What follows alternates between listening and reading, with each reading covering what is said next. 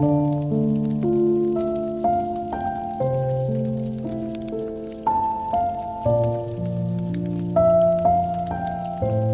père avait un fils impulsif. Un garçon qui s'énervait vite, parlait sans réfléchir et blessait souvent les autres avec ses mots. Un jour, le père lui tendit un sac de clous et lui dit calmement « Chaque fois que tu te mets en colère et que tu fais du mal à quelqu'un, va planter un clou dans la vieille porte, derrière la maison. » Le premier jour, le garçon planta 15 clous. Puis les jours suivants, un peu moins. Petit à petit, il apprit à se contrôler, à respirer avant de parler. Et un jour arriva où il ne planta plus aucun clou.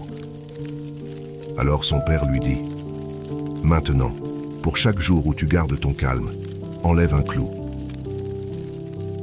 Le temps passa. Et un jour, tout fier, le garçon revint. Il avait retiré chaque clou. La porte était à nouveau vide. Le père l'emmena alors devant cette même porte et lui dit doucement « Tu as bien travaillé, mais regarde, tous ces trous dans le bois, ce sont les traces laissées par tes colères. Tu peux retirer les clous, tu peux t'excuser, mais les marques restent.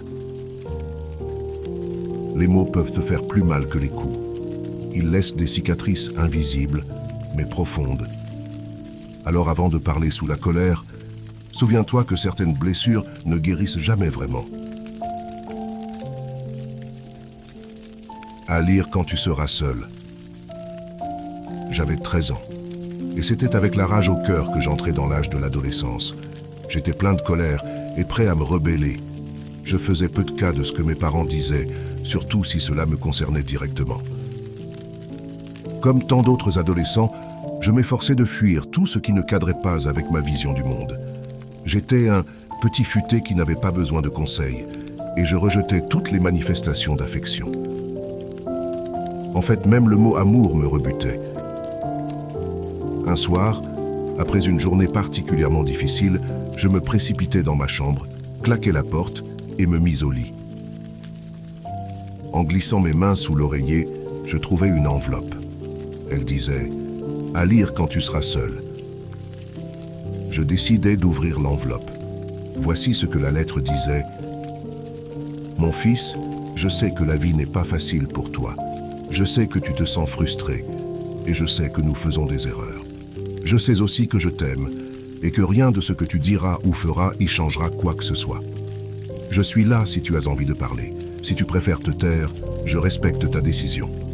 Je veux seulement que tu saches ceci. Quoi que tu fasses et où que tu ailles dans la vie, je t'aimerai toujours et je serai fier que tu sois mon fils. Je suis là pour toi et je t'aime et cela ne changera jamais. Affectueusement, maman. »